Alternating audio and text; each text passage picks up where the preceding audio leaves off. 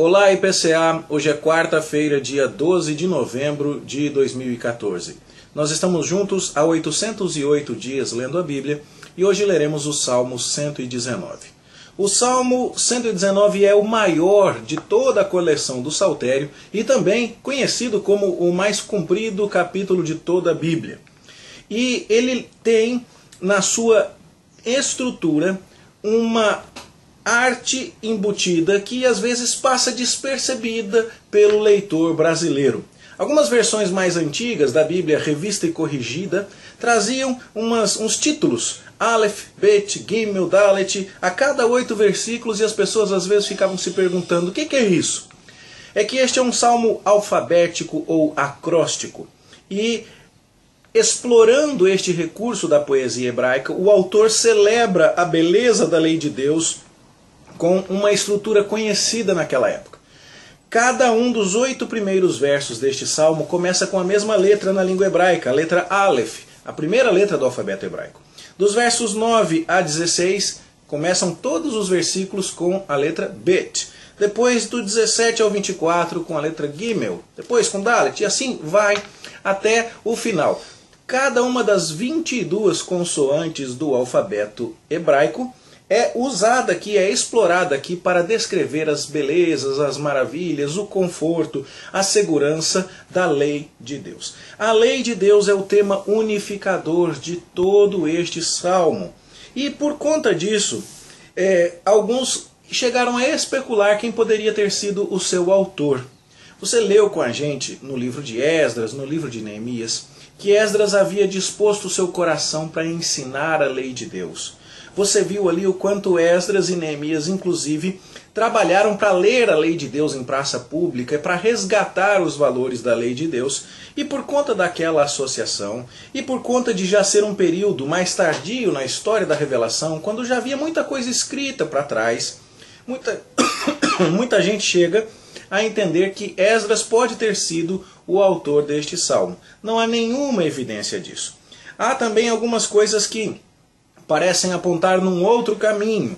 Alguns chegam a pensar que Davi, com a sua habilidade poética, é o candidato mais provável, porque ele mesmo já esteve, em outros momentos, escrevendo coisas parecidas a essa, como você encontra aqui no Salmo 119.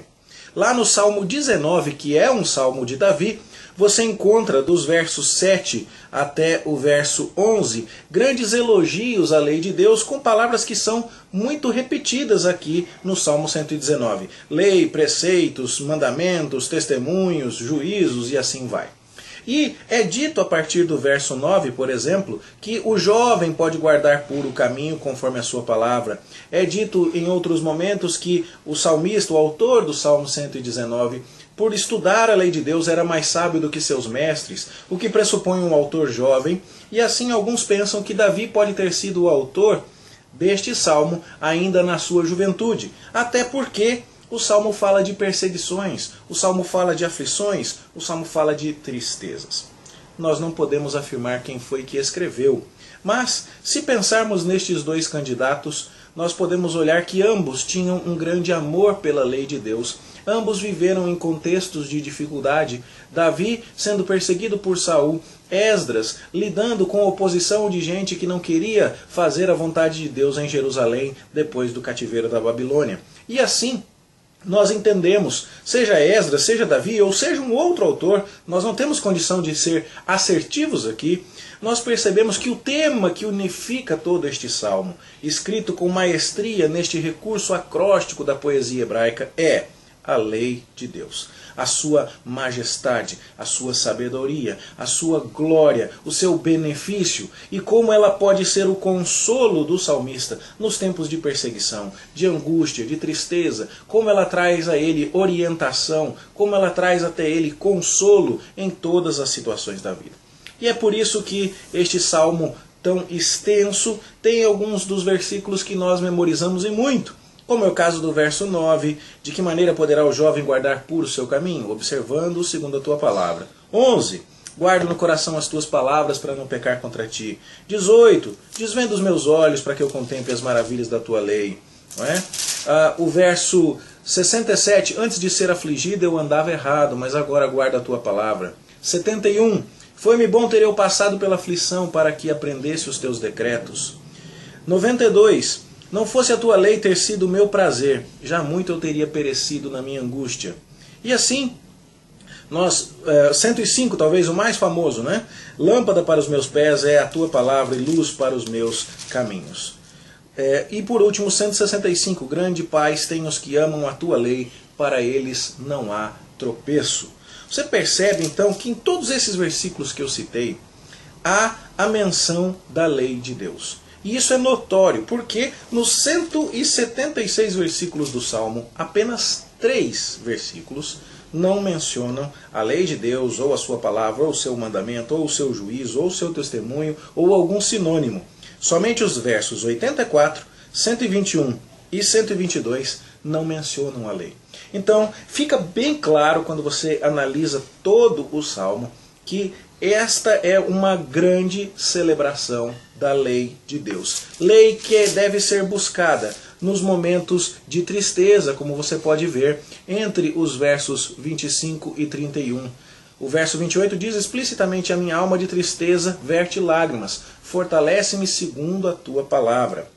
A lei de Deus pode ser e deve ser buscada por nós nos momentos de tristeza.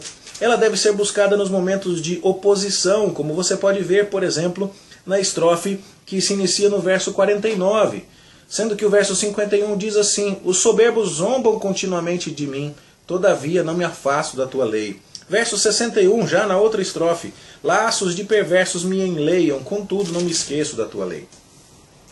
Também você pode se voltar para a lei de Deus em gratidão depois de ter sido corrigido.